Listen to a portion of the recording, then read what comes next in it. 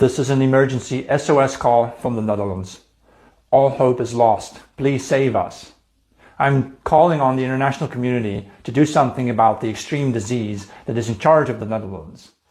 Just tonight, our parliament discussed a new law that will allow 2 men to donate DNA material to create a joint embryo out of 2 men, meaning a child born of 2 men, and will also allow a single person to mate with themselves to produce a self-fertilized egg and then create a child with only 1 biological parent.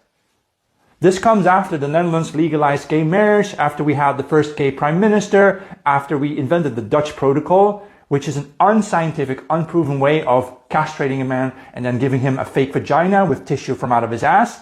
I'm not kidding about that. We're allowing euthanasia of children from ages 12 and up, and 16 and 17-year-olds can have themselves euthanized without their parental consent. We are also allowing, under the Groningen Protocol, the euthanasia of children up to 1 year old. So if you don't like your child, you can get rid of it after it's been born. Of course, we have abortion up to birth, right? We had the world's first pedophile party taking part in our elections. My God, I can't do this anymore. I wasn't born to grow up in this Sodom and Gomorrah of the world.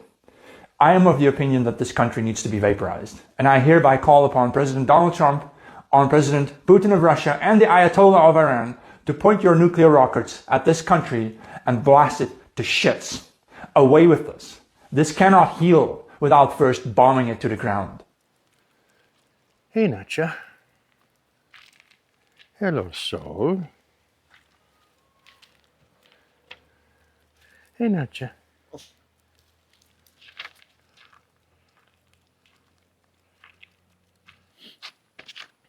So yeah, folks, what do you even say to an intro like that, to information like that? We're going to take the DNA from someone and we're going to create a egg out of it, and we're going to create a sperm out of it, and we're going to bind it together again, and we're going to create a child that we can grow in a little chamber somewhere that has 1 biological parent. I mean, can you say cloning without saying cloning? Make it feel more acceptable? We've truly lost our way, folks. I mean, this sort of stuff, it just makes you wonder if whoever is shutting down the supply chain and killing most of mankind aren't perhaps doing the right thing, because we've totally lost our way. But unfortunately, it's the same people that are shutting down the supply chain. Maybe they're showing us how the Cabbage Patch kids were grown. It's crazy. It's just nuts. They're going to replace most of the people with robots anyway. Elon Musk was saying he thinks there's going to be more robots than people. We'll actually make so many robots and AI that they will actually saturate all human needs. Meaning you won't be able to even think of something to ask the robot for at a certain point. There will be such an abundance of goods and services, because my prediction is there'll be more robots than people. So, but how do you then have human purpose in that scenario? Yeah, I mean, nothing's perfect, And of course, saying there's going to be more robots than people, that doesn't mean there's going to be 9 billion robots or 10 billion robots, because there isn't 8 billion people on Earth. There's about probably 3, and that's probably soon to become 500 million. Because everything's still going ahead. I mean, they're just, all of this stuff, like peace talks, and like, fuck off. We know what the agenda is, okay? The agenda is to shut down the supply chain, and they've already done it. Doesn't matter about peace talks and posturing and this and that, and now Trump's saying, well, you got to accept a deal. If you don't, then I'm just going to blow up your entire country. If Iran does not sign this deal, the whole country is getting blown up. He went on to say that bridges and power plants will be targeted if Iran does not sign this agreement. The president telling me that U.S. Special Envoys Jared Kushner and Steve Witkoff are heading to Islamabad, Pakistan for meetings on Tuesday, possibly into Wednesday, to try and get this agreement across the finish line. The president telling Fox News this is a very simple deal, but this is the last chance for the Iranians. The president very clear in our conversation that he is not making the same mistake that President Obama made, giving cash to the Iranians and allowing them to continue a nuclear program. The deal on the table is to reopen the Strait of Hormuz to ensure that the Iranians do not have this highly enriched uranium that is buried deep underground after Operation Midnight Hammer last summer. And again, the president telling Fox News that the entire country will be blown up. Bridges and power plants will be targeted if the Iranians do not sign this agreement. Which is a wonderful thing to say if you're trying to free the people, because that's what this was originally about, remember? Like, it's gone through so many things. Oh, you know, they killed 30 or 40,000 people, so we need to go in and bomb the shit out of the entire country to save the people. And then it was, no, we're going in there to prevent them from getting a nuclear weapon, even though we apparently did that in the 12-day war back in 2025 last year, and said that we'd totally destroyed their nuclear facilities and everything, and that everything was good. That became the reason. Then it became about opening the Straits of Hormuz, which were fully open before they went in there. And now it's still about not letting them have a nuclear weapon. But Trump's claiming like we've destroyed everything. We've destroyed blah, blah, blah. It's because you've got enriched uranium.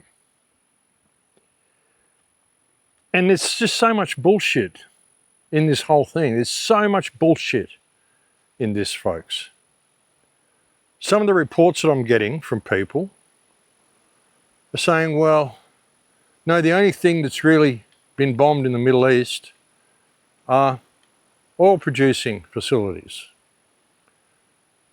I'm getting reports coming from Israel and from Bahrain, and they're saying, nothing going on here. Tourist trade has stopped. Oil facilities have blown up. But not all of them, not as many as we've been told. US bases have been destroyed. An interesting thing with the US bases that have been destroyed is that Iran has got its normal weather back. Now all the US bases are gone. Iran actually did a study back in 2023 on how to overcome the phenomena of HAARP-based cloud stealing that is happening over their country. They've been in drought for so long. And now the weather's gone back to normal once all the US bases have been taken out. So it shows just how much control these people have been exerting over this country. And that's all really interesting. But the thing is, with this war is about depopulation. It's about breaking down the supply chain.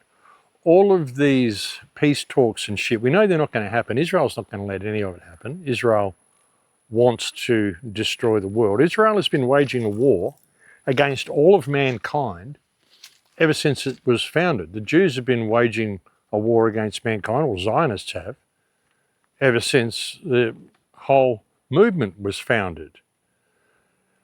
The Greater Israel is what we see on that map, but it's actually the entire world. They want to control everything, and they already pretty much do. And they're just going about their business exterminating everybody that they can in the most brutal ways possible. Bringing to mind right now is the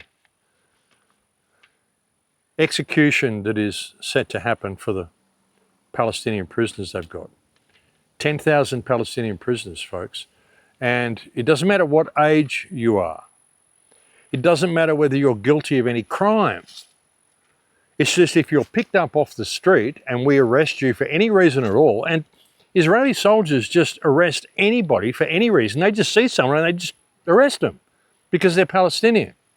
And once you're arrested, doesn't matter about your age, doesn't matter whether you're innocent, doesn't matter about anything. There's no trial, there's nothing.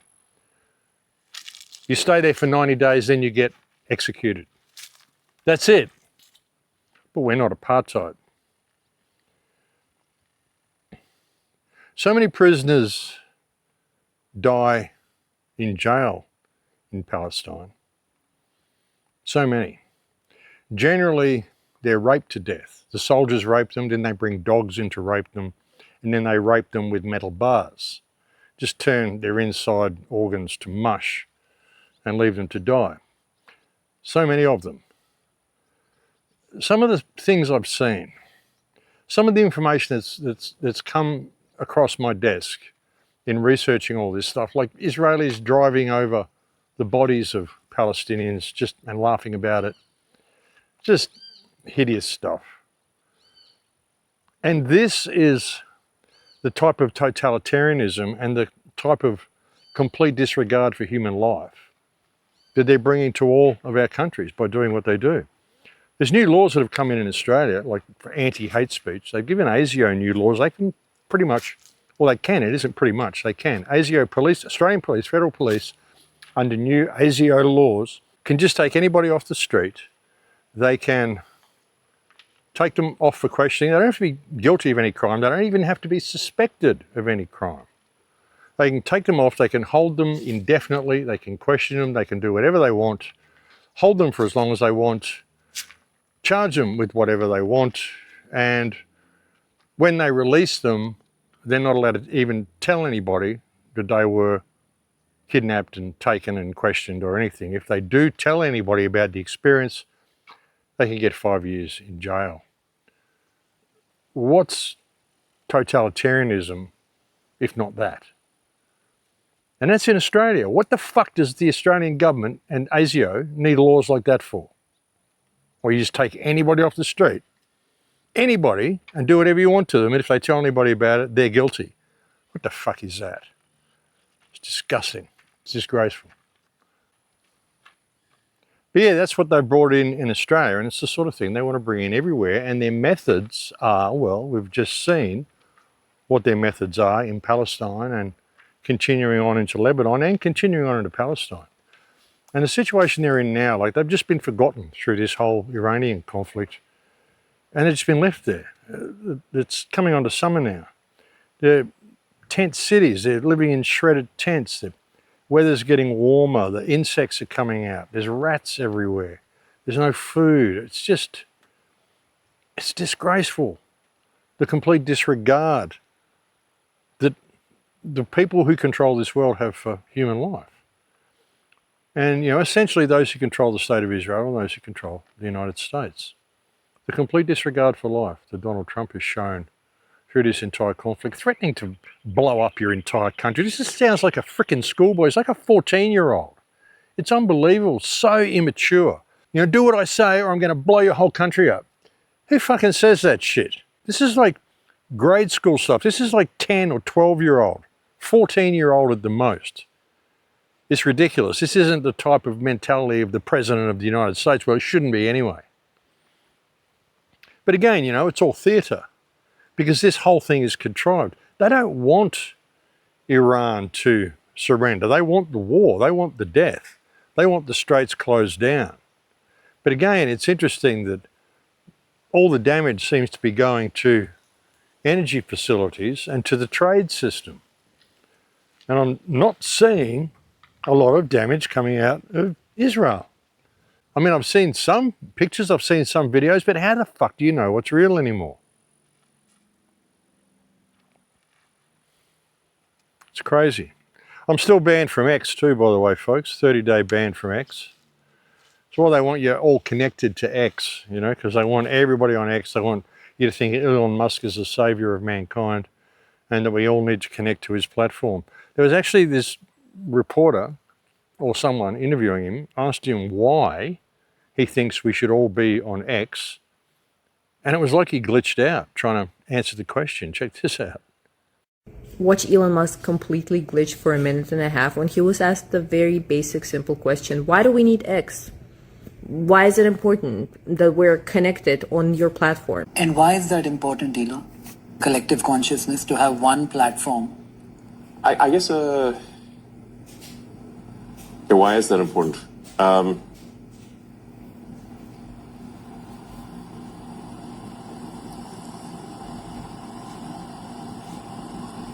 I guess it's, you can also say like why, you know, if you consider humans, like humans are composed of around 30 to 40 trillion cells. And, you know, there's trillions of synapses in your mind.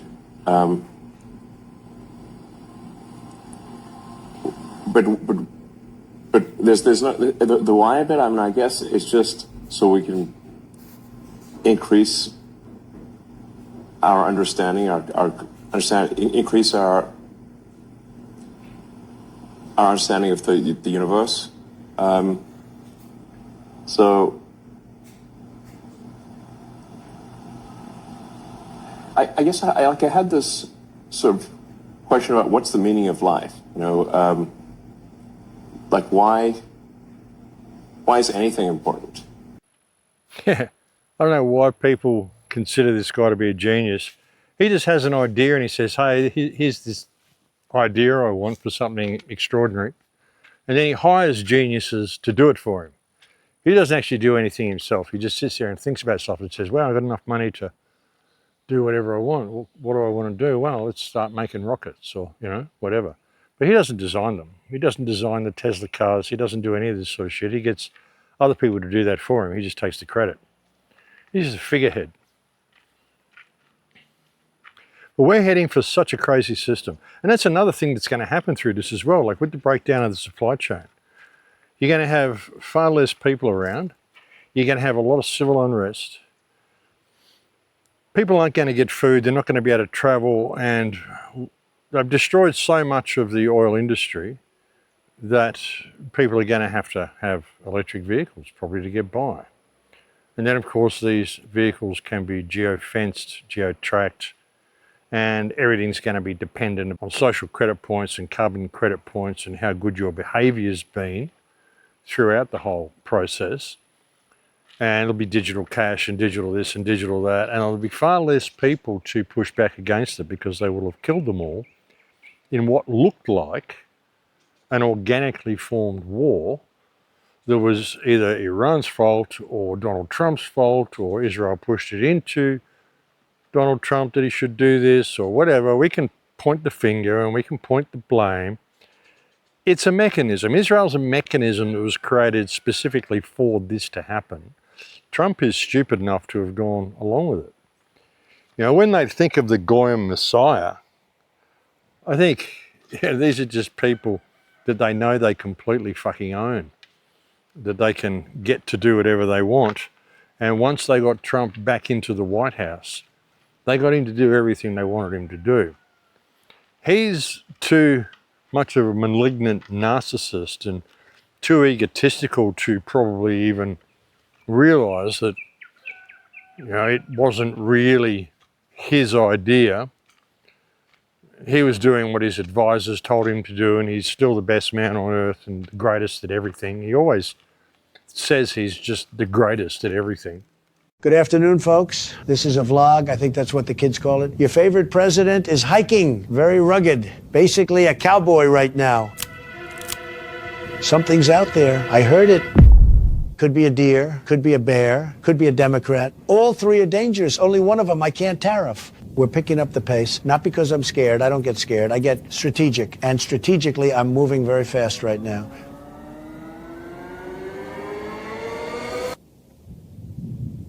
That's a bear, a baby Yogi bear, looking right at me. Very disrespectful eye contact. Doesn't know who I am. I'm going to negotiate. That's what I do. I'm pointing left, giving him an exit, a graceful exit. Very diplomatic. Better deal than I gave Iran. He took the deal. Smart bear. Very high IQ for an animal. Your favorite president just negotiated with a bear in the woods, alone. Nobody's ever done that. But I think Trump was just led into this position, and I think he's going to get hung out to dry. Whether they create greater Israel in that area or whether they just depopulate the entire world and break down all the supplies and move to Ukraine is just another question. Whether Iran's in on this. I'd love to be able to get some real footage. I'd love to have people in Israel or people in Iran sending me video footage that they've taken themselves of what's going on. I mean, I know they've destroyed Gaza because I've got friends in Gaza. But my contacts in Israel and my contacts in Iran are second-hand contacts, you know. But that's about the best I've got on inside information on any of this. And again, you know, all of these talks about ceasefires and all this sort of crap, it's all just wasting time, avoiding the inevitable. You're not going to open the Straits of Hormuz by bombing the entire country and turning it back to the Stone Age. That's just an excuse to destroy what's left of some of the most beautiful architecture on Earth from the old world, from a civilization that's been there for around about 5,000 to 7,000 years. And it's about shutting the supply chain. And they've got the perfect way to do that with Iran having this mosaic defense system, because even if you do bomb the entire country back to the Stone Age, the missile silos are going to still be firing. They've got enough ammunition, they've got enough drones, they've got underground cities. They're going to keep firing. And there's been many reports, even in the mainstream media, saying that whoever's in control of Iran has lost control of the military. And that's because they never had control of the military. The military was switched on, the military defense system was switched on as soon as they bombed the Ayatollah, as soon as they bombed the presidential palace. They probably knew this would happen, which is why they did it. So there's no way to really turn this war off. And of course, Iran has said, if you do come in and attempt to bomb all of our stuff, well, we're going to take out every single power source and every city in the Persian Gulf. Every single base, anything that is connected to the United States, we're going to destroy, to the United States or Israel. So, you know, we know Israel wants to take over all of this area anyway. So why wouldn't they want to do it this way?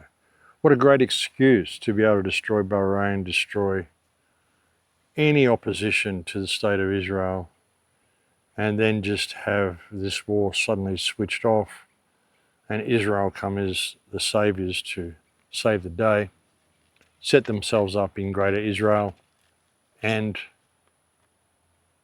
also get to control Ukraine for the Belt and Road Initiative, and also large sections of Argentina for the same initiative, and also Baja here in Mexico for the same reason.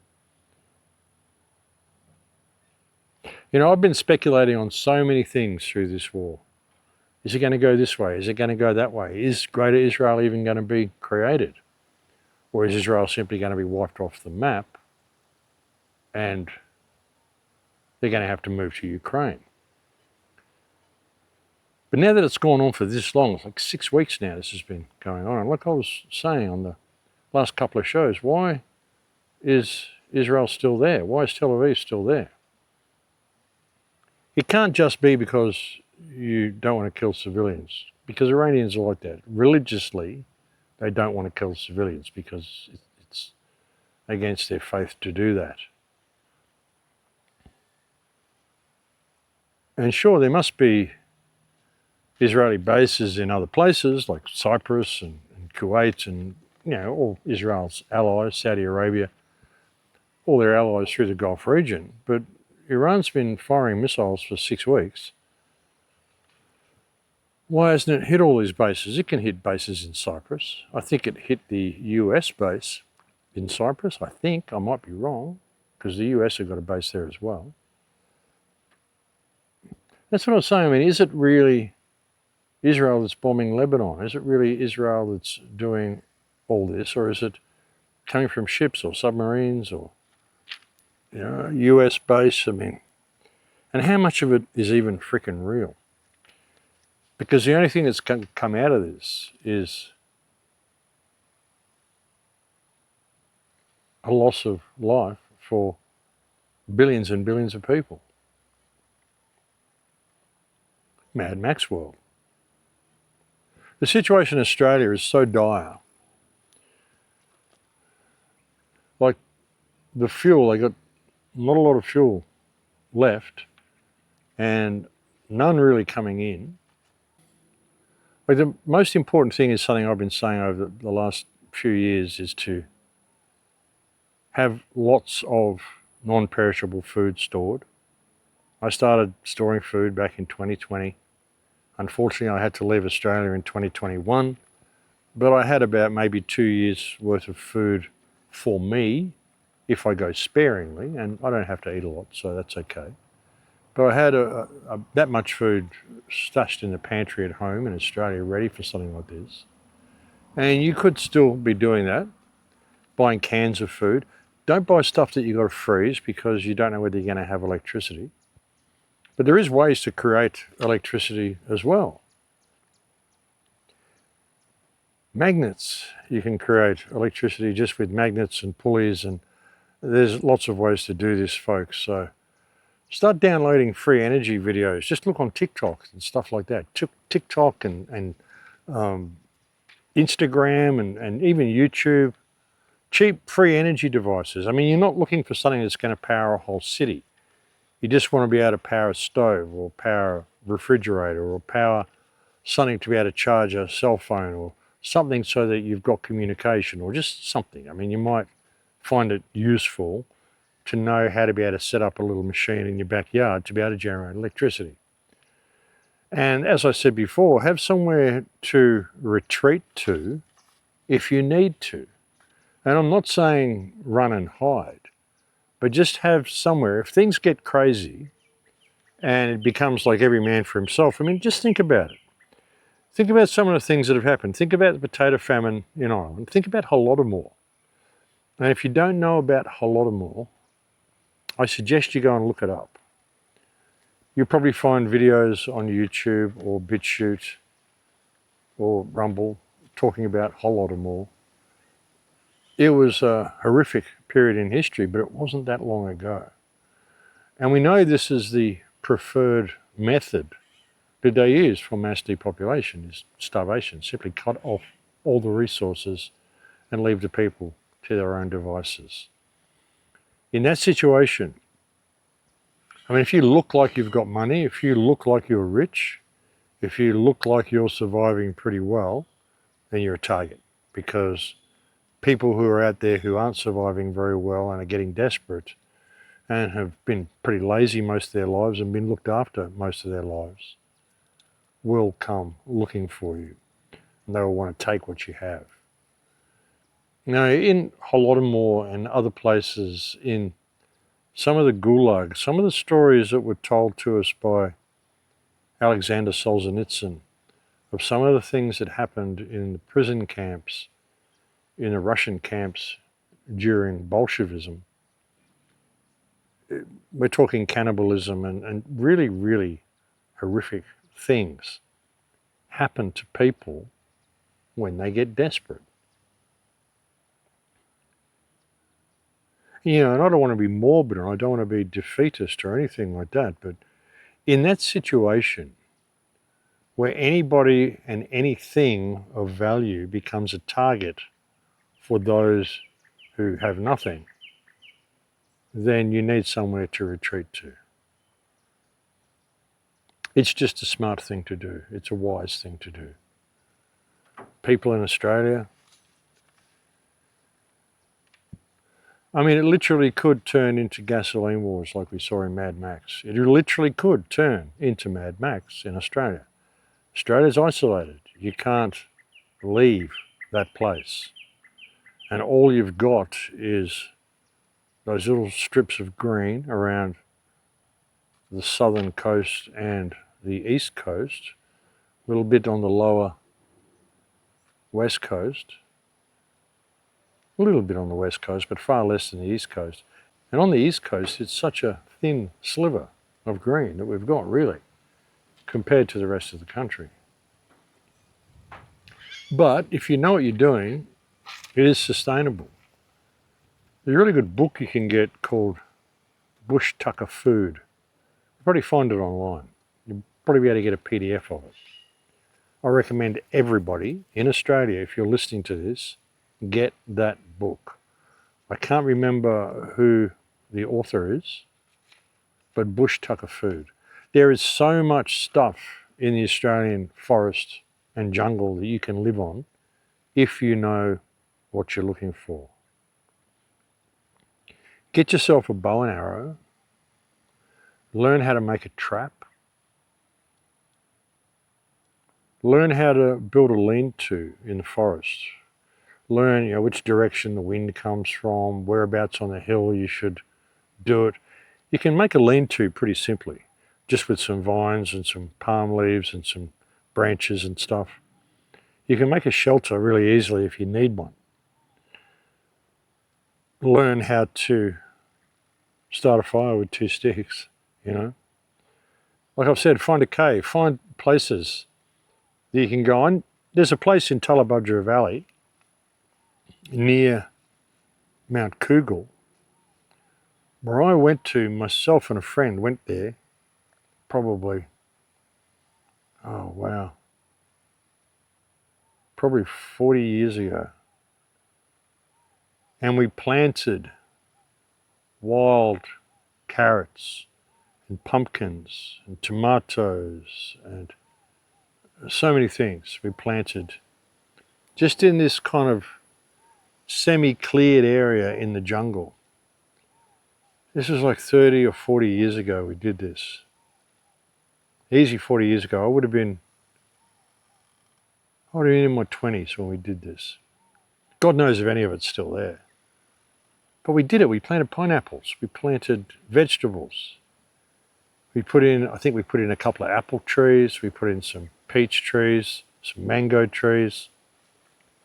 Because we thought there's going to come a time in the future when this whole society is going to collapse. And when that happens, we know we can come here and there will be food growing wild. It's a good fertile part of the valley, like a little hidden valley. Very fertile area. And who knows, I wonder if it's still there. But hey, I'm not in Australia now. But that's the sort of stuff that I was thinking when I was in my 20s. Crazy, huh? And here we are. But these are things you need to do. Like, I'd get a bow and arrow, get a hunting knife, just get a good grab bag, tomahawk, good knife, good pocket knife, backpack, some medicine like antiseptics, bandages, stuff like that you might need. Bow and arrow is good. Like I said, learn how to make a trap as well. Get some fishing tackle. Learn how to go and collect worms and collect bait to catch fish.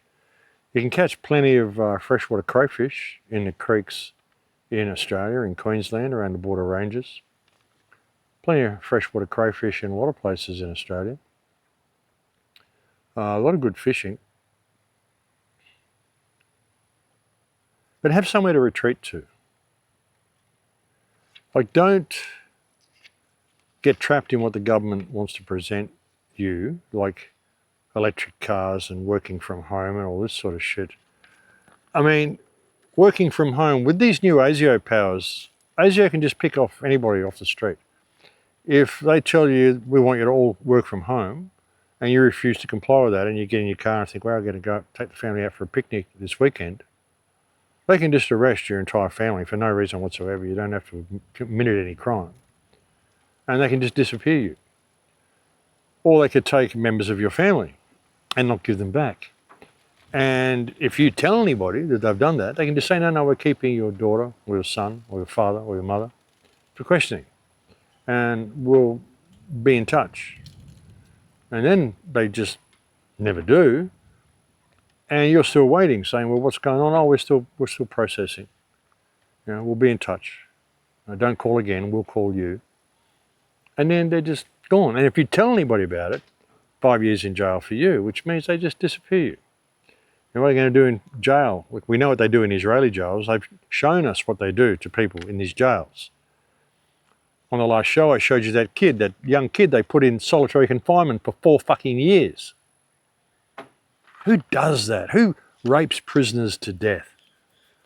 Who is overjoyed at being able to execute 10,000 prisoners irrespective of age or innocence? They don't have to have committed a crime.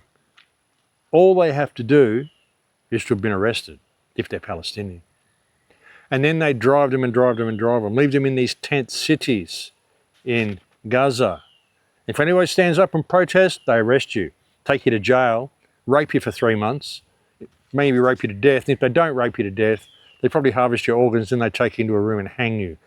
America's greatest ally. Look, anybody who supports the state of Israel after the last 2.5 years and after this whole scamdemic and after this whole fake war with Iran and all this shit they're doing, the mass genocide they're now doing in Lebanon, just reducing the place to rubble, no regard for life at all, targeting ambulances, targeting paramedics, health workers, hospitals, anybody who supports the state of Israel, like driving over Palestinian bodies, torturing children, keeping them in solitary, raping people to death.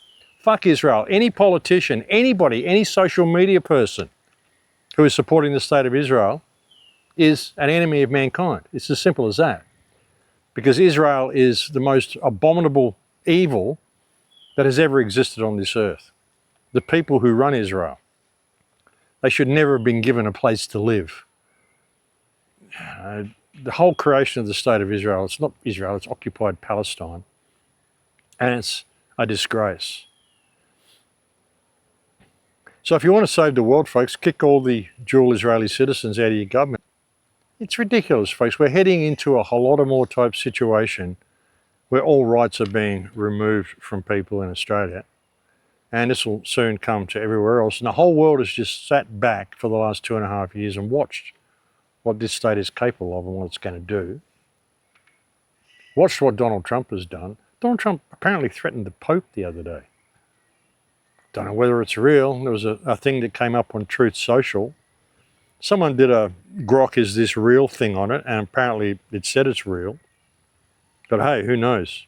You can't really tell anymore. You know, you need to support the war. And like literally threatening to blackmail the Pope. I don't know. I mean, they're holding so much on Trump with all this Epstein shit. And even people are beginning to question other things now as well. There's that, was it Marjorie Taylor Greene? I'm not familiar with any of her stuff, but I saw a headline the other day that she is now questioning whether his assassination attempt was real or whether it was staged. I think she's pretty mainstream, although she apparently left the Trump train a while ago, so she's not quite so mainstream now. But yeah, it's good that someone like her is beginning to perhaps ask that question because, yeah, it's obviously staged. Ears don't grow back. It's just so ridiculously staged. And there's so much coming out about Trump. Apparently new stuff in the Epstein files is coming out about Trump as well and blah, blah, blah. And this whole posturing that he's taking, like, you know, open the straits and accept the terms I offer or I'm going to blow everything up. This is, like I said before, a tantrum, like a 10-year-old tantrum, and it's an act of desperation because he knows he can't win this war. And here he is still saying, well, no, Israel didn't convince me to do it. I made the decision myself. No, you didn't, you fucking liar. But yeah, it's just a freaking puppet show at this stage, folks. And, you know, winning the war, it's not even about winning. It's not about nuclear energy or enriched uranium or any shit like that. It's about the petrodollar and the Chinese yuan, and it's about who controls the destruction of the global supply chain after the event. Because the supply chain has already been destroyed. That's the thing. That's why all that stuff I was saying before about just things you should do. Get ready. I mean, even now, if you've got kids, get all this stuff, like I said, get some fishing tackle, get some, a hunting knife and a bow and arrow, and learn how to make a trap and how to trap maybe some crayfish in a stream and stuff like that, and learn these things. And maybe if you've got kids, go camping with them for the weekend. Get them used to the idea. Let's go camping and let's not take any technology with us, and let's learn how to do some outdoor stuff, because things are getting crazy, kids. And I don't want to scare you, but things are getting a little crazy. And the world's gone a little bit crazy. And if it ever happened that we just had to run off into the woods, wouldn't it be good to know what to do? So, you remember those movies like Terminator, and how the woman in Terminator taught her son all these things? And you see some of these movies where the hero kid was taught these special skills by their parents. Let's go and do some of that stuff. Let me teach you some special skills. You could approach it like that with your kids. And you can take them out and say, this is how we do it. This is how you survive if something happens, And go and explore places and find a place that you can go. Find a place where you might be able to survive, maybe where there's caves, definitely where there's water. Somewhere where there's flowing water. Like the border ranges in Queensland are perfect. Anybody who lives in that area, even from like the Sunshine Coast, Maleny, down to Coffs Harbour and beyond, but most especially down to Ballina, Kempsey, Port Macquarie. There's lots of areas in those mountains, the best part of course being from Sunshine Coast to Byron Bay, the caldera, the Tweed caldera. There is so much abundance in those ranges. And up north, around Cairns, Atherton Tablelands, Innisfail north, from Innisfail to kind of north, there's so much abundance in those mountains as well. So if you're someone who lives there, yeah, I mean, you're probably going to get through this okay if you're up on your bush skills. And I'm not saying this is going to happen, but it's good to be ready in case it does. I mean, by some miracle, there could be some huge shipment of fertilizer arrive in Australia. There could be some huge shipment of fuel arrives. Some ship that they weren't expecting or whatever. But the thing is, you have oil tankers arriving constantly in Australia and America and other places. It's just a constant supply of goods and a constant flow. Sure, there's backup for a couple of months because it takes usually a couple of months for ships to get there. But that all stopped. That all stopped in early March. And now the supply is about to run out. And even if it starts up again, there's still going to be a couple of months where you're just going to be without stuff. And if Trump and these maniacs, Netanyahu, and I would suggest even the maniacs that are running the Iran military, continue what they're doing, then this isn't going to stop anytime soon. And like I said before, the interesting thing about it is that what's being targeted the most is energy infrastructure. And for all the anti-Trump stuff, I mean, I think that it would have been the same if Kamala had got in office. Whoever had got into office would have been hoodwinked into doing this, whether they believe it or not. I mean, if these people are not just bought and paid for puppets and actually enter politics thinking they can make a difference anyway, then they're idiots.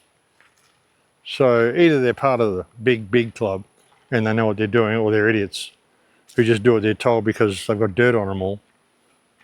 And we know that's true anyway. So it would have happened anyway. It doesn't matter whether it was Kamala. See, I think when they pulled Trump aside and they had that big, long meeting in the Situation Room, and Netanyahu was there and they were talking by video or whatever, and a couple of people were there and blah, blah, blah. But most of the people weren't. It was a very small group of people. And then Trump came out and basically said, yeah, we're going to go and bomb Iran. I think that was that whole thing that, like when Bill Hicks talks about how they took the politician aside and showed them a new angle of the Kennedy assassination. I have this feeling, man, because you know there's a handful of people actually run everything. That's true. It's provable. It's not I'm not a conspiracy nut. It's provable. Handful, very small elite run and own these corporations, which include the mainstream media.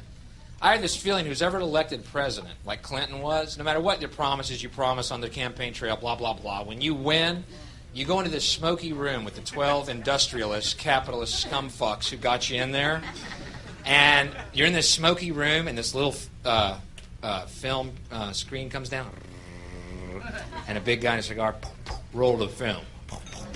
And it's a shot of the Kennedy assassination from an angle you've never seen before. It looks suspiciously off the grassy knoll. And then the screen goes up and the lights come up and they go to the new president. Any questions? Just what my agenda is. First we bomb Baghdad. You got it. Yeah, I think they probably did something like that, only using a different angle on some videos in the Epstein files, you know, and Trump came out and said, yeah, we're going to go and bomb Iran. And the other people as well. I mean, who knows how many people in his parliament and in his government are all involved in this, so yeah. So, but anyway, folks, I think that's about all I've got to say. It is so important that we deal with this, and if we're not going to deal with it, to be prepared for it. Because the level of evil, like I said, like who rapes prisoners to death?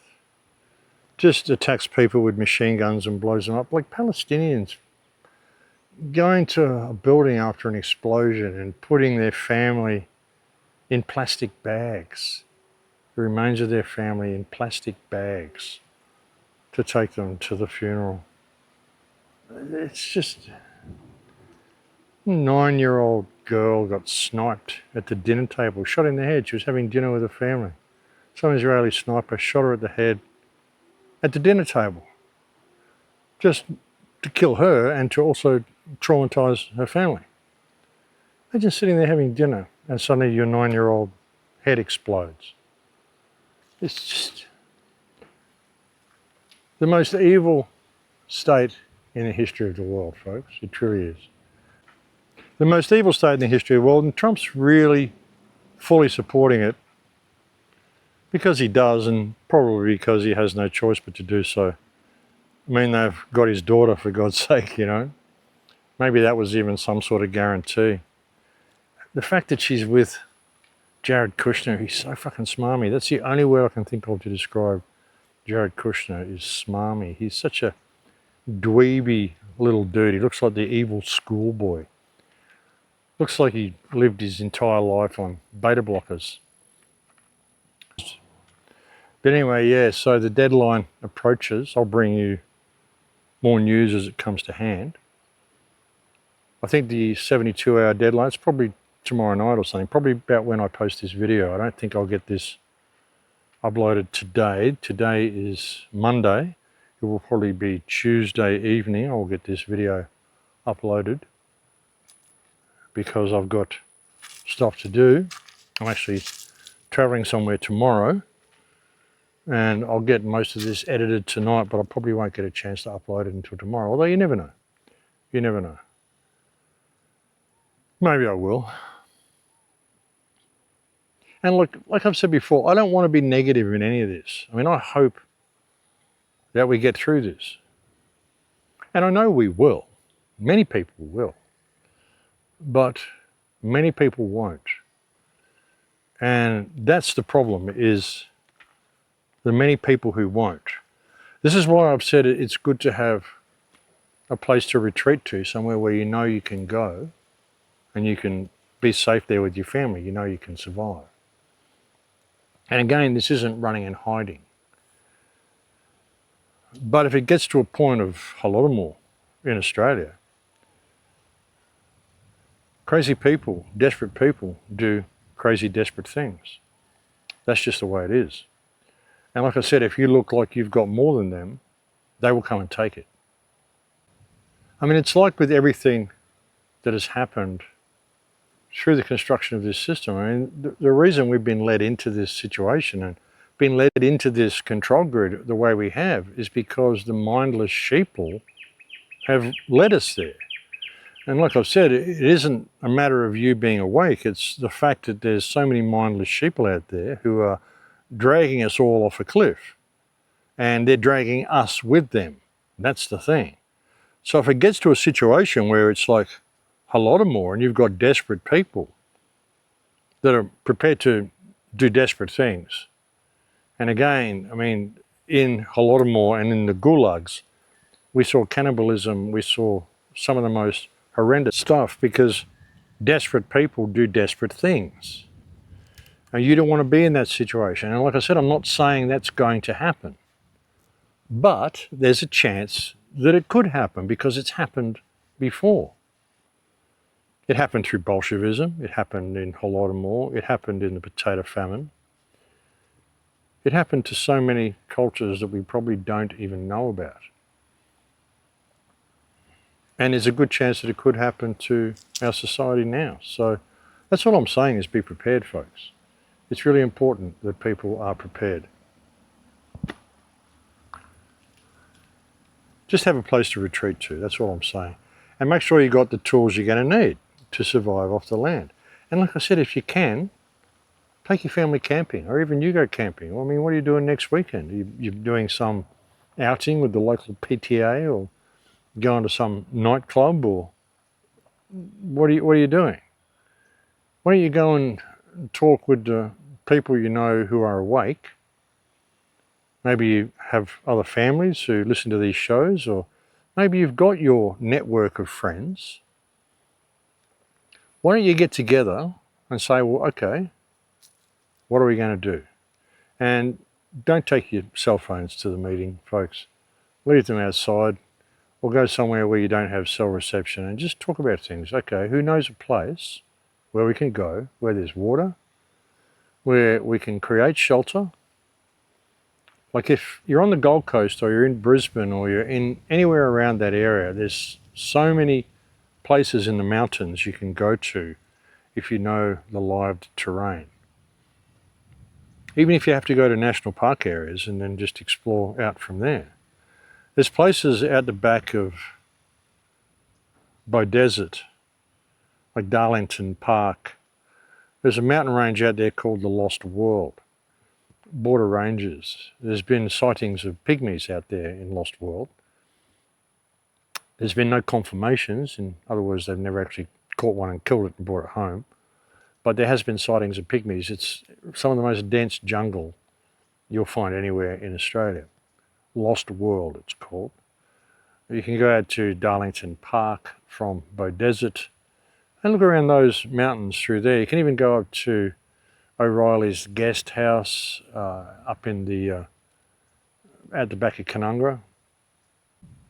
There's a lot of bush trails up there, and those trails from that place in Canungra there, or O'Reilly's guest house, not Canungra, but O'Reilly's guest house, that leads, those trails lead right through Binnaburra across to the other side. They lead right down to the edge of Lost World. And once you get to the edge, there's nothing to stop you. Keep going. It's very doubtful anyone would find you if you went into that forest, unless they have like a, some type of thermal imaging or whatever that they could use. Perhaps you could even look into some sort of tents which block out thermal imaging, block out thermal signatures. I'm sure there's some sort of material you can get that would block out thermal imaging, so you can't be seen from the air on infrared or heat-seeking cameras. And you know, it sounds crazy. It sounds all kind of end of the world-ish and Terminator-ish, spy versus spy. But in many ways, it's kind of exciting, isn't it? I mean, if I was in Australia, that's what I'd be doing, because I know those ranges really well. I know O'Reilly's really well, Binnaburra, all through that whole area, Springbrook, right down around the border ranges, down through Mount Jerusalem. I know the whole caldera very, very well. Not so much when you get north of Brisbane, but I've got friends up there who know those areas well as well. And there's so much edible stuff in there. There's so much good stuff in there, but you've got to know what you're doing. So that's why I suggest maybe you go and brush up on some of these skills. I think it would be important. Just to know how to handle yourself in the case of a complete shutdown of everything. The last thing you want to do is be at home and be told when you can go out and what you can buy and where you can go and what you've got to do, and to not know what's going on in the rest of the world. You can also get, I've got one somewhere, I don't know whether it's here or whether it's in Australia. I think it's here. I think it's actually in a box, but might possibly be still in Acapulco. But it's a little radio, and it's got AM, FM, and shortwave, and it's got a little solar panel on it, and it's got a torch on one end of it, and it's also got a handle so you can wind it up. It's got LED lights on one side, and it's got a radio that'll pick up just about everything, and it's got an antenna as well. And those sorts of things are handy. If there's a complete shutdown, it'd be like Terminator, John Connor, you know, if you're out there and you can hear this, you are the resistance. I mean, who knows where this could go? And I find it kind of scary, but invigorating at the same time. So that's what I've said on the last couple of reports. You know, I hope for the best, but definitely prepare for the worst, because I think you will be glad that you did. And again, if you're someone with a family, take the kids out, teach them some bush skills. Now's the time. Even if they do take their cell phones with them, well, take them somewhere where there's no cell reception. You know, if they complain about having to leave their cell phones behind, if they've got cell phones, then take them somewhere where there's no reception, and they're just going to have to go, oh, well, you know. And like I said, make it exciting for them. Even like, you know, talk about films like Terminator and films where there's been situations where the kid has saved the day, and it's because the parent taught him things in one of these outdoor settings, you know. I'm sure you could find some films like that. You could even maybe sit down and watch one with your kid and not tell him what you're doing, not tell them what you're doing, but just sit down and watch them and say, wow, wasn't that great? We should do that. We should go out and learn some life skills and stuff, because who knows what's going to happen. There's this war in Iran and blah, blah, blah. Hey, let's say we all go camping and I teach you some of the life skills that my parents taught me. And if you don't really have any, well, you better get online and brush up with some, and maybe go and practice in the backyard while they're at school or whatever. But, you know, it's just, you could make it fun for them, make it exciting for them, and make it so that if the world does turn to shit, they're prepared for it in a fun way and a realistic way at the same time. That's my advice to people who have sent me letters, and there's been numerous letters that I've got from people saying, well, what is the next thing we can do, Max? What's the best thing we can do? And yeah, I think that's the best thing you can do. Don't believe anything they tell you. It's always backwards, and they always soften the blow. So they did with the word magic. See, words mean so much. That's why you can't be defeatist about this as well. I see this as a new beginning. And to have a new beginning, well, of course you need an end to the old thing, whatever it was. And I think we're about to see the end of this system, which in many ways is such a good thing. I just believe there would have been a much better and less painful way to go about it. I mean, proper education and blah, blah, blah would have worked. But of course, I'm not a psychopath who wants to depopulate the world, so I guess I think a little differently to these people. But, you know, it's a good thing the petrodollar is going to collapse. It's a good thing this system is going to collapse. What's going to be important is what comes through the other side, and that's where you come in. And whatever comes through the other side, it's not going to be anything like this. I mean, sure, they'll probably get their smart grid and all that sort of stuff, but it'll be like the Hunger Games. They'll have their ridiculously controlled society, and then there'll be people who live outside that society. Maybe in enclaves, maybe not. But, you know, if you get all your friends together, people who are awake, and say, hey, what's a good plan? What can we do? Where's a good place to stash food? Who knows a spot where there's a cave, where there's water? We could go there now. We could go and pool our resources. We buy, put in, you know, a few $100s each. We'll go and buy lots of cans of food, lots of this, lots of that. We'll buy fishing tackle. We'll buy stuff to make traps. We'll buy rope. We'll buy things we're going to need to make shelters and lean-tos, maybe some tools. And we'll buy books on bush tucker and all of this sort of stuff, and we'll go and we'll stash it somewhere that's safe, somewhere where we might survive. You go into the jungle, you'll find mango trees and all sorts of stuff growing wild in the jungle. Watch out for the stinging trees if you're in Australia. There's a really big, beautiful, shady looking tree which is called a stinging tree, and it will kill you if you get stung badly by it. In Australia, there's so much poison shit in Australia, folks. I mean, the bush is wonderful, but just half of it wants to kill you is the problem. You have poisonous spiders and snakes and even a fucking tree that if you touch it, it stings you. And it's a beautiful looking tree. As soon as you see it, you want to touch it. But no, it's a stinging tree. So look out for that. You've got to look up. If you're going to go and live in the bush, definitely look up what you should and should not touch. You can buy books on Australian bushcraft, and you can buy books on bushcraft pretty much for any country that you happen to be in. And you can buy books on edible food for whatever country you happen to be in, wild food, roots, berries, leaves, grasses, all sorts of stuff. So do it. I mean, it's kind of exciting, folks. It's kind of exciting. Look at it as a big adventure. We all hate this fucking system anyway. We all wanted out of this system. Well, doesn't look like we're going to get given much of a choice on that. So you got to look on the bright side with all this sort of stuff. Yeah. I guess it's easy for me because I've lived a transient lifestyle. It's like my whole life has prepared me for this. No, my life on the road in bands, and I came from a broken home and blah, blah, blah. And I lived in a storm drain when I was 17, lived in sand dunes, lived in the forest. I travelled around on tour for like 7.5 years straight, never lived anywhere. Different bands. I'd be home, I'd get back to my parents' place after on tour, and I'd go, well, I suppose I'll find somewhere to live. And within 1 or 2 days, the phone would ring and say, hey, we got another tour for you. So I'll be off again. In 7.5 years, with those 1 or 2 days that I spent at home, in 7.5 years, I probably spent maybe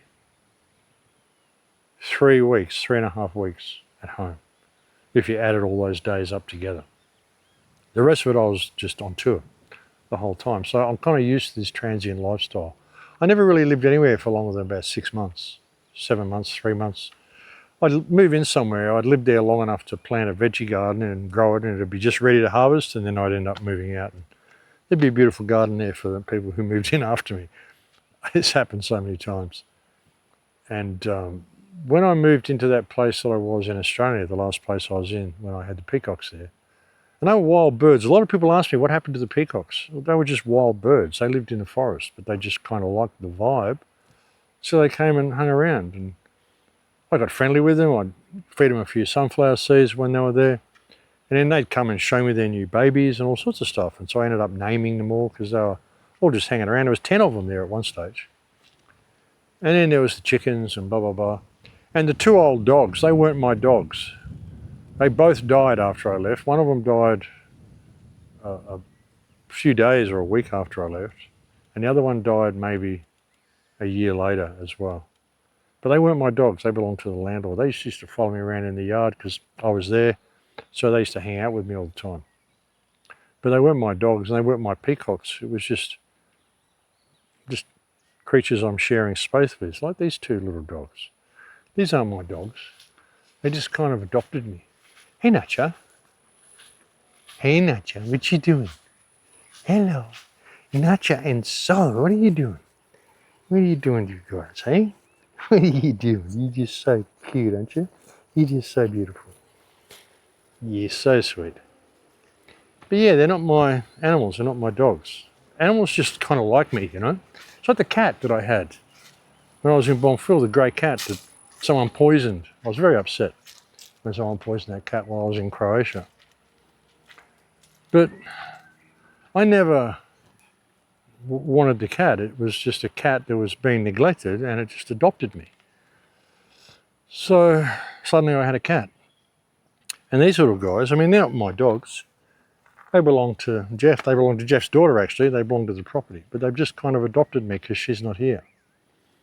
And they're Chihuahuas. They like to belong. There's actually ancient myths about Chihuahuas. They're remarkable little dogs. Like, when I was in Australia, I always looked at Chihuahuas as like, these little lap dogs. They're not even real dogs, little yappy little things, you know. I didn't particularly like them. You know, I want a dog that's a dog, you know. My favourite dog was always a Border Collie. Wonderful dogs. My sister's favourite dog is a Kelpie.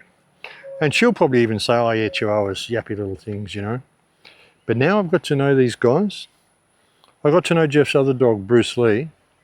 And I got to know his little, beautiful little dog, Lucy, while she was alive. And now this one, Nacha, and a little Sol as well. And these are remarkable dogs. I think I might have told you once before, there was a Mexican lady who told me Chihuahuas are not dogs.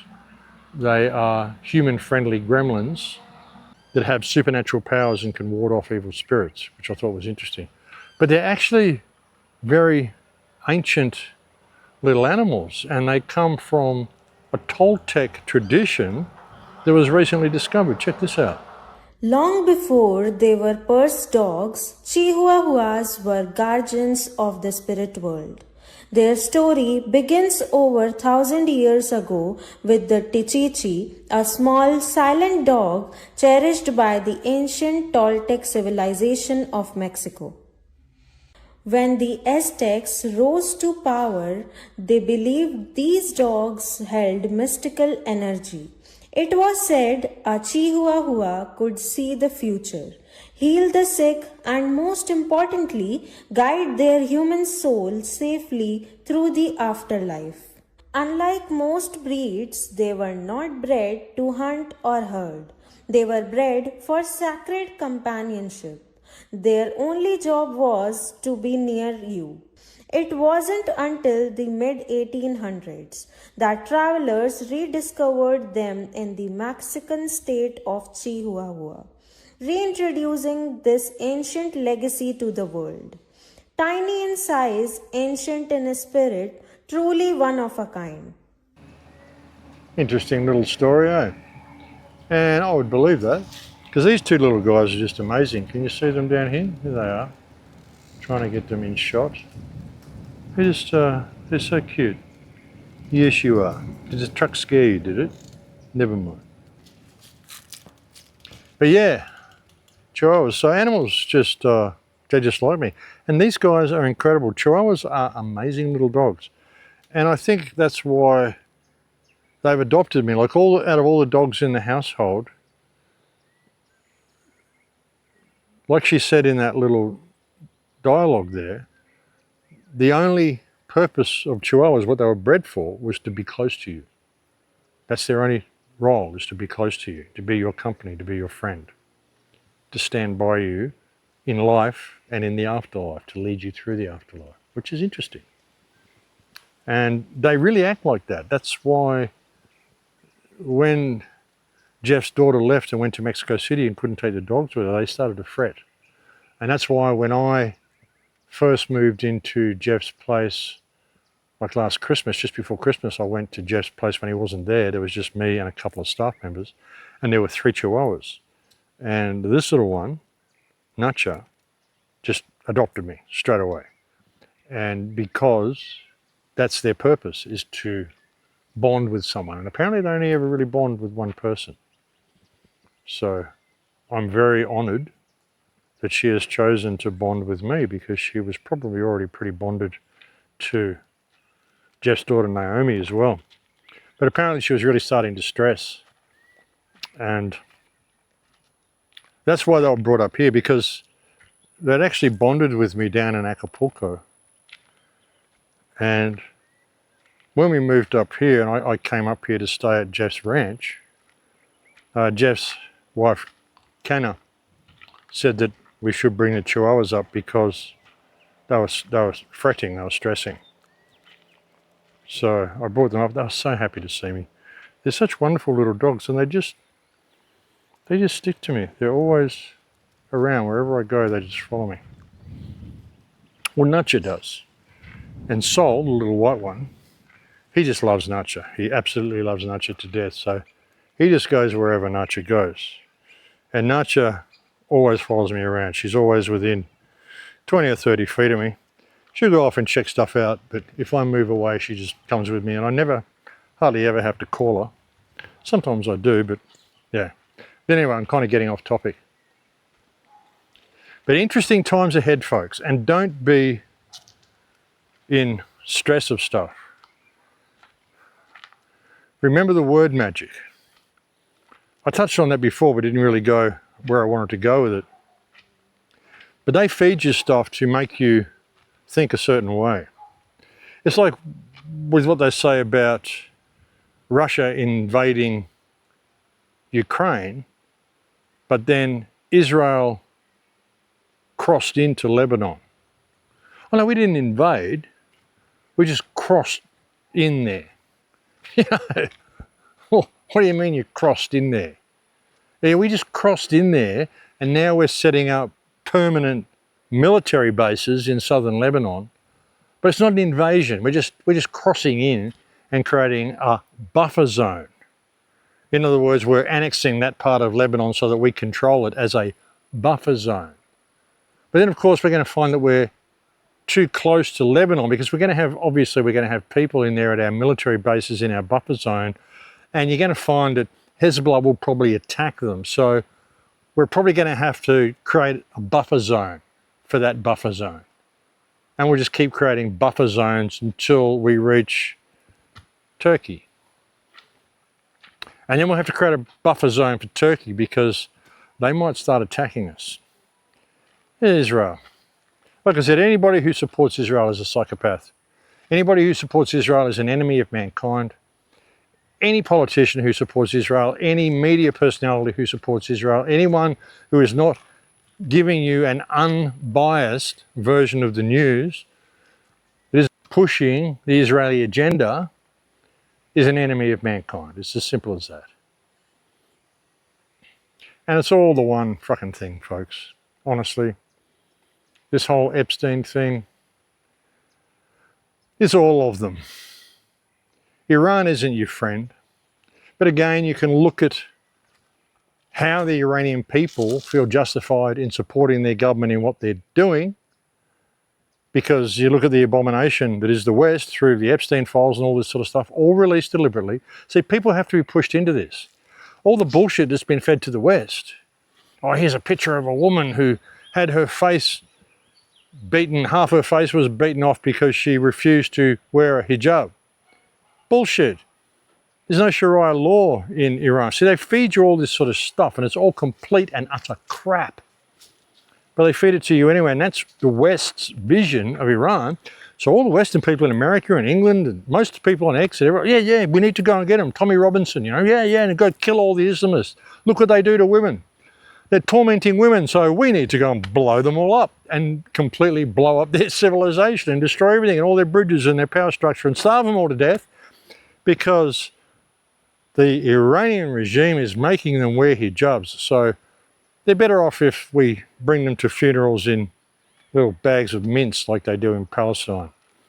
Fucking sick, folks, And then, of course, because they're doing that, Well, then the Iranian people go, well, yeah, the West is truly fucking evil. Look how much they're attacking civilian infrastructure.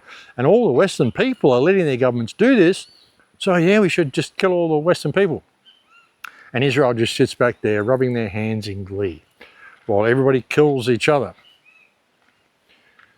And yeah, and I really would like to get some reliable information out of Israel. If you're someone who lives in Israel and you're watching this,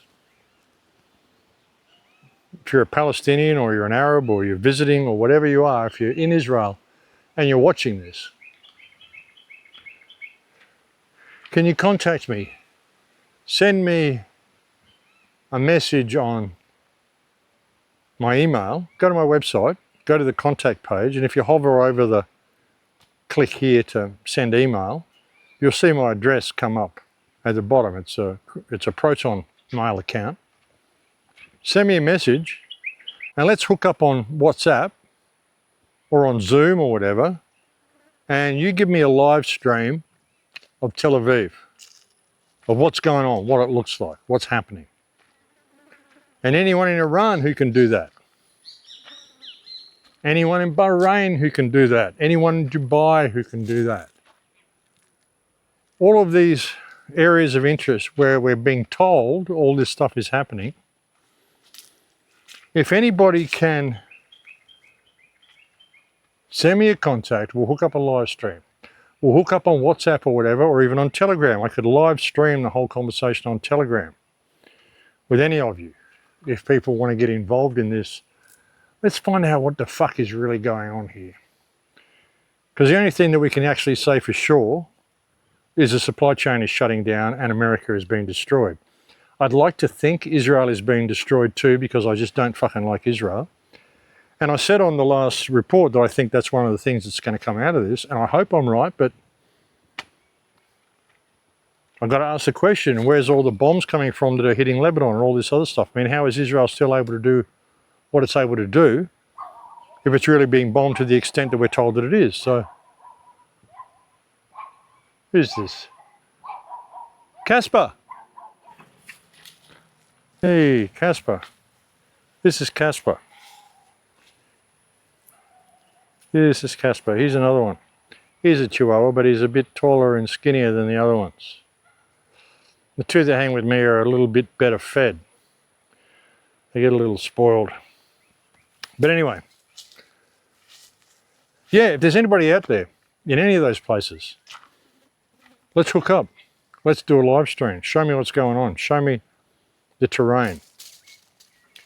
If there's laws in place in your country and you're not allowed to show me what's going on, well, cover your face and we'll do it in some secure way, and I won't reveal your personality. It won't be you posting the video, it'll be me. And let's see what we can work out with this. But anyway, folks, I'm going to leave it there for now. This has gone on way longer than I thought it was going to. And I will look forward to speaking to you again soon. I'll bring you another report probably next weekend, probably Saturday or Sunday, because I'm going to be away for 3 days. There's some stuff I have to go and do. So I'm going to do that, and then I will be back on Friday. I might even get a video out on Friday night, who knows? Depends on what's happened in the world. If not, it will be on Saturday or Sunday next week. Thank you to all the people, same thank yous, kind emails, interview requests. Thank you to anybody who's ever made a contribution. Thank you to the people who make kind comments. Thanks in advance to anybody from any of those countries I mentioned, any of these hotspots that does contact me and wants to do a live stream. And I don't care, I don't have any stake in the outcome. I don't care whether you're showing me destroyed buildings or whether you're showing me that there's nothing going on. I just want to know what's going on. I think everybody wants to know what's actually going on. Because like I said, I always seem to be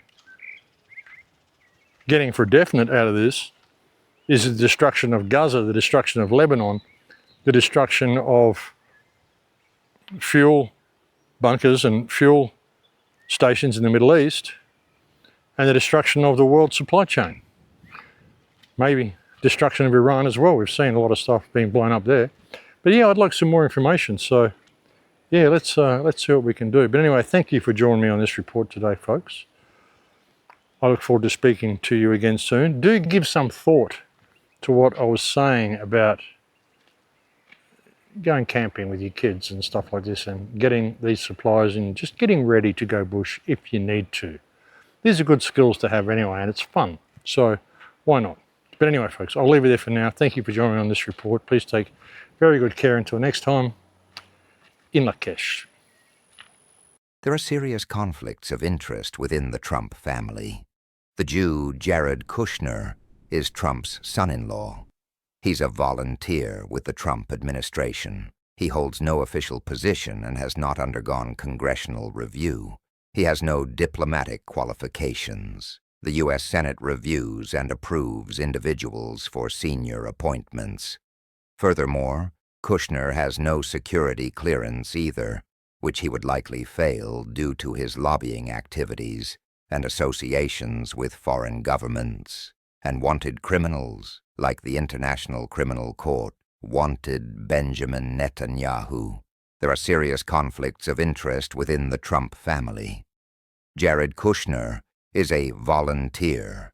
Kushner holds approximately $6 billion in assets from Saudi Arabia, the UAE, and Qatar, the same governments he has negotiated with on Middle East peace issues.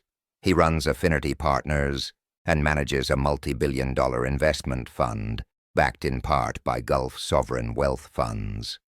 This raises serious questions about the overlap between U.S. foreign policy and his private financial interests. In short, he functions as a super lobbyist, earning income from management fees.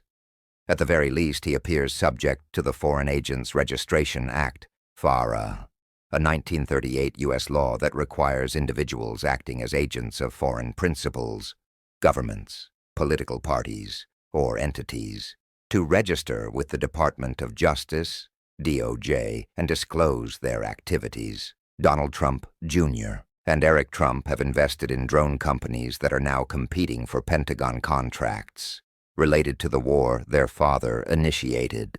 Forbes estimated that Eric and Don Jr.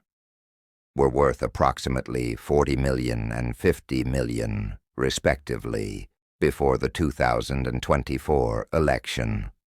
About a year later, Eric's wealth had reportedly increased to $400 million, while Donald Trump Jr.'s net worth was estimated at around $300 million.